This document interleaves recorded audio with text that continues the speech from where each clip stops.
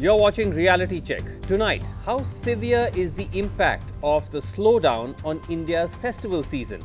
Now, this is the time normally when markets across the country should have been bustling, an opportunity for much needed economic cheer. But anecdotally, news of a pre-Diwali sales surge has not been optimistic. Things appear bad. But how bad exactly? Well, to try and gauge the extent of the problem, we spoke to heads of trading associations in 10 major Indian cities that would normally have seen vibrant Diwali sales and asked each of them to estimate approximately how much have sales dropped in their region compared to last year. And this is what we found. Now, in Mumbai, Viren Shah, Federation of Retail Traders Welfare Association, said sales 50% down. In Delhi, Praveen Khandelwal, Confederation of All India Traders, said 25% down. In Jaipur, the head of the Sarafa Traders Association, 50% down. The Confederation of All India Traders based in Jaipur, 60% down. In Ahmedabad, the Confederation of All India Traders reported a 30% drop in sales. In Lucknow, the head of the Uttar Pradesh Adarsh, Vyapar Mandal, 40% down. In Hyderabad, the Confederation of All India Traders said 15% down. In Chennai, Ganesh Ram of the Tamil Nadu Consumer Product Distributor Association said sales are 30% down. In Bangalore, Bharat Shah, Federation of the Karnataka Chamber of Commerce and Industry, 50% down. And in Bhopal, Radhesham Maheshwari, Confederation of All India Traders, said 30% down. In Kolkata, again, the Confederation reported a 15% drop in sales. Now, if we average out all those numbers, it comes to an overall drop of 36% sales down across the country. This, like I said, based on this informal survey we conducted of traders. Now, we also asked them the reason why they believe there's such a steep drop. And 100% of them, all of them cited as a common reason GST, the New Goods and Services Tax. About a third of them, 36%, said demonetization was a factor. And about 10% said that a rise in online sales was also a factor. Amongst the other reasons that they cited, customers have no money, no liquidity. Companies' budgets have gone down.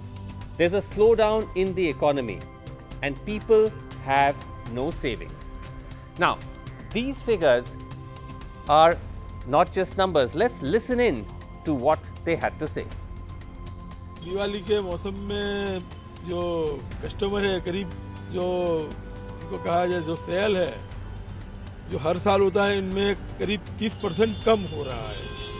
पर ये GST का confusion है। दुकानदार सुबह से लेकर शाम तक ग्राहकों का इंतजार कर रहे हैं, लेकिन बाजार के अंदर ग्राहक अभी तक खरीदार नहीं आ रहा है। जयपुर में 60 से 75% डाउट है। 75% तक सेल लोगों की डाउन है। Diwali sales this year especially is quite low. I can say roughly it's around 50% lower than the last year.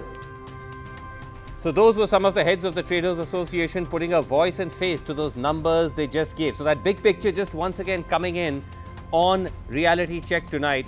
NDTV's nationwide survey, the Diwali slowdown, 36% drop in sales compared to last year. Now, the RBI also does a survey of consumers. This is more of a perception survey, and this also broadly matches the numbers that we've just put on screen for you. So just to explain to you, now in September 2016, the RBI asked people whether they believe has the economy improved or worsened. 44% said it had improved in 2016, that number dropping to 34% this year. When they asked people whether things have gotten worse, it actually was 25% in 2016, 40% this year believe the economy has gotten worse. Let's also look at what they believed about the employment figures. What do consumers think about the employment figures? In 2016, 31% said it had improved. That marginally fell to 30% this year. But when they were asked about whether employment figures had worsened, it was about 32% in September 2016, but 43.7% this year believed that the employment situation, their perception that the employment situation has worsened. All right, joining me tonight on the show, I have with me Praveen Khandelwal, General Secretary of the Confederation of All India Traders, joining me from New Delhi, somebody who's also affiliated with the BJP. Dr. Jagdish Shettigar is here with us, economic professor, also former advisor to Prime Minister Vajpayee. I also have with me B.C. Bhartiya, National President of the Confederation of All India Traders, joining us via Skype from Nagpur. And I also spoke a while ago, earlier today, to Mahesh Vyas, the head of CMIE, and we'll be going across to him in just a second as well. But let me just start with you, Mr. Bhartiya, because those are fairly dramatic numbers. That's a big drop in sales that traders associations are reporting across the country. The average is about 36%, but that also includes states where perhaps we do not see that much of Diwali sales, like cities in the south and so on. But this is broadly what you're hearing, are you, from your members across the country?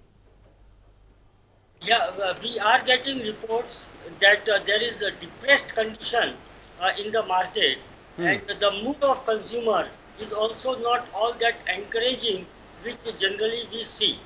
There is shortage of customers. You have shown in your TV channel also. Yes. And the major problem is 28% of GST. You see, right. if somebody goes to buy furniture of 1 lakh rupees, and if 28,000 that person is required to pay, it pinches the pocket. I just want to ask you though, that before we get into the reasons, just about the numbers. Now you are talking to us from Nagpur. What is the drop in sales that you're hearing, whether it's Nagpur or the inputs you're getting from your own members across the state or perhaps even the country? How much has it dropped? As per reports coming, it is something between 40 to 50% in different markets. 40 to 50% drop in sales. Yeah. Compared to last year, compared to last Diwali. In our retail market. That's huge. That's a huge number, Mr. Bhartiya. You see, there is total shortage of liquidity in the market. Customers are not coming in the market, and we will have to look into it. Why people are not coming? Is liquidity a problem? Online sales is a problem. We will have to analyze that also. Okay, Praveen Khandelwal. Now, we had the figure that you gave us for Delhi, which is somewhat less dramatic. It's 25%. I mean, that's still a big number for a reduction. 25% is a big number. But what do you think is happening? I mean, when we hear about this problem of liquidity that Mr. Bhartiya mentioned, now it's not as if there's a cash crunch anymore, I'm expecting, because we are now into October. We're almost 7 to 8 months post demonetization's effects. What do you think is going on? I think the Reserve Bank of India has failed to infuse some kind of new sentiments in the market, resulting into acute shortage of cash liquidity with the people. Therefore, there is less footfall in the markets, and which is witnessing a slowdown. Praveenji, on the top of it. No, but I just want to, before you go to the next point, I'm not very clear what you meant there when you said the Reserve Bank of India has not infused any liquidity, or what does that mean? Because according to the RBI's data, they're almost now back to the earlier levels of remonetization, as in they've remonetized almost all the banned cash. So how can you blame the RBI? See, Srinivasan, because it is the prime duty of the RBI to monitor the money market, and money market has become very tight, having no liquidity either with the merchants or with the traders. So it was apparent on the part of RBI to issue some kind of incentives to the consumers or to the market, whereby the buying sentiments should be encouraged.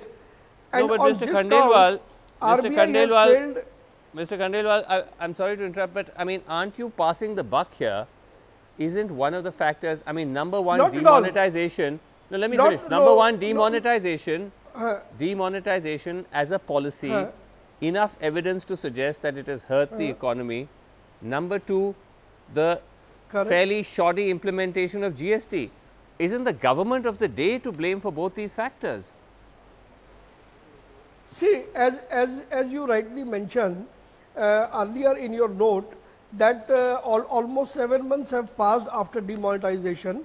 Now things are stable after demonetization, but the kind of handling which was required to be done by RBI Right. post demonetization was not happened at all.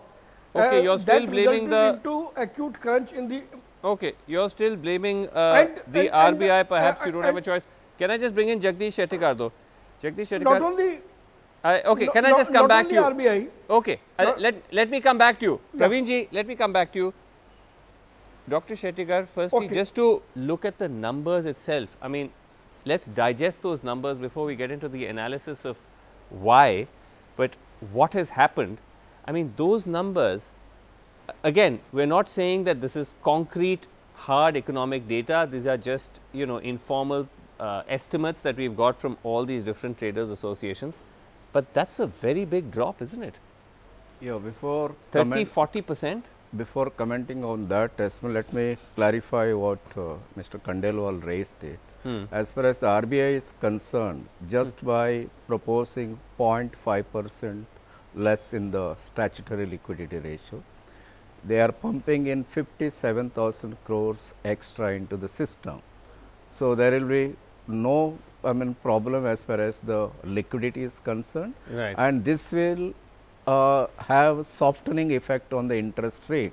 Okay, Of course, so you're this has saying- to- so So, you're RBI, saying RBI can't be blamed. Okay, RBI but has done, and okay. as far as this demand, as far as the number is concerned, number, because it 30 is to a 40% drop. very serious indicator, because we say that consumer is a king in the market.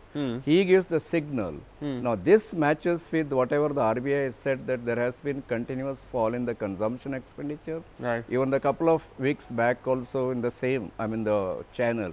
So I mentioned that when I pointed out about the fall in the retail, inflation rate, which indicated the fall in the consumption expenditure.